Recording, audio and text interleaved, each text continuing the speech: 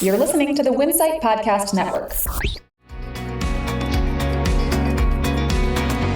Private label demand continues to surge, Slurpee cups are getting a makeover, and gas prices have taken a major dip from a year ago. Welcome to Retail Daily, your quick look at the top headlines from CSP Daily News and Winsight Grocery Business. I'm Heather Lally, Editor-in-Chief at WGB. And I'm Steve Holtz, Editor-in-Chief at CSP. Over the next 2 years, 82% of food retailers and manufacturers aim to boost private label investment to drive brand innovation. That's according to FMI, the Food Industry Association's latest Power of Private Brands report. Key opportunities to grow store brand sales and share include creating the best value, offering the best or lowest price, expanding premium products, and focusing on health and wellness, according to executives who were surveyed. Store-wide, private brands share averaged 19.5% among retailers polled by FMI, and they aim to raise that share to 21.4% in the next 2 years. 7-Eleven has a new look for its Slurpee cups full of eccentric colors and eclectic vibes. The redesign is inspired by insights from the brand's proprietary customer research panel called the Brain Freeze Collective. The revamped look is part of the C-store chain's Anything Flows campaign. The collective includes more than 250,000 members who discuss ideas, opinions, and experiences about 7-Eleven, Speedway, and Stripes convenience stores. In case it wasn't on your calendar, this past weekend marked 1 year since gasoline prices hit their highest point ever, as the average street price hit nearly $5.10 per gallon on June 10th, 2022. The current average price is $3.67 per gallon, a year ago price difference of $1.43. And as the summer driving season nears, gasoline demand is loving the huge discount, according to the most recent Lundberg survey of U.S. fuel markets. Giant Eagle is putting 3 Pittsburgh office buildings up for auction this month, totaling more than 177,000 square feet in the region's largest industrial park. The grocer's buildings in the RIDC O'Hara Industrial Park are slated to be on the auction block from June 20th through 23rd. That's according to marketing materials from JLL, the commercial real estate firm handling the deal.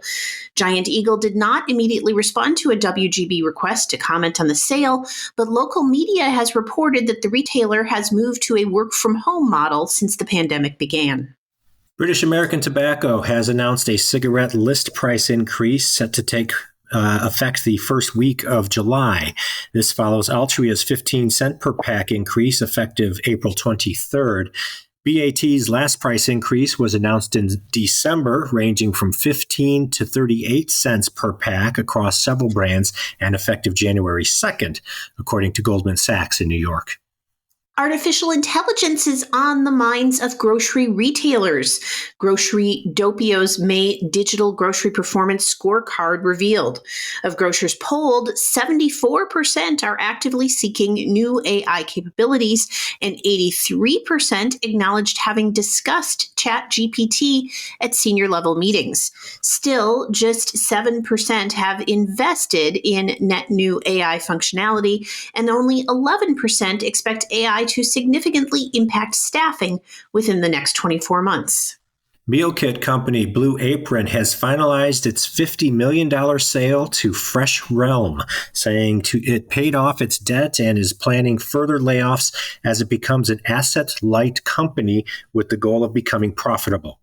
The acquisition of New York-based Blue Apron by Ventura, California-based meal provider Fresh Realm was previously announced last month.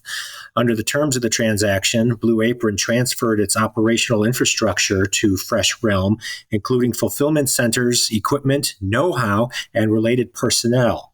Blue Apron received $25 million in cash up front and will receive the remainder, quote, upon the achievement of certain milestones.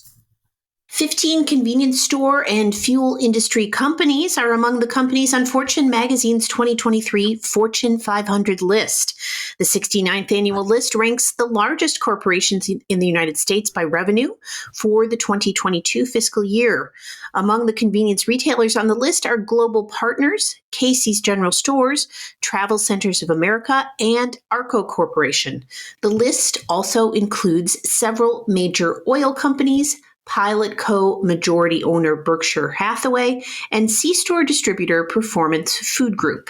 As Irving Oil conducts a strategic review to determine the future of the company, one analyst is predicting that Alimentation Couche-Tard would be the most logical buyer.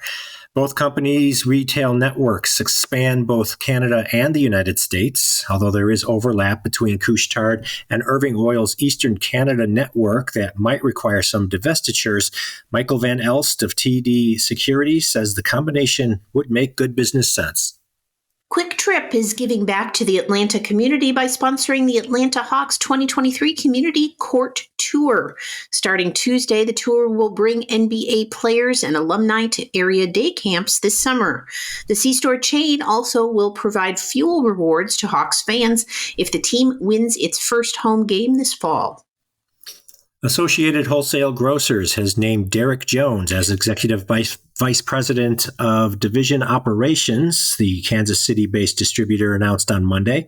Jones will assume the position effective July 10th.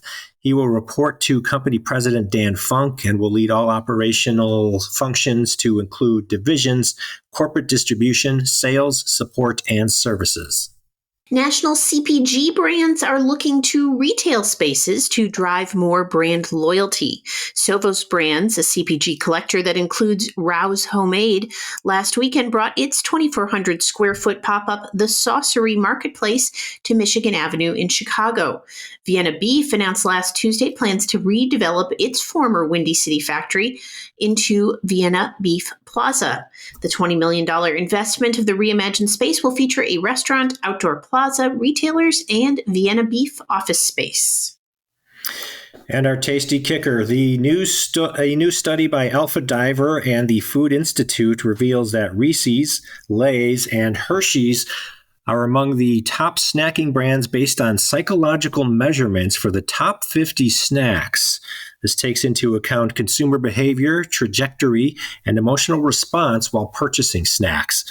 Top performing snack types in the category included chocolate, chips, and cookies, while bottom performers were meat snacks, mixed nuts, and pretzels.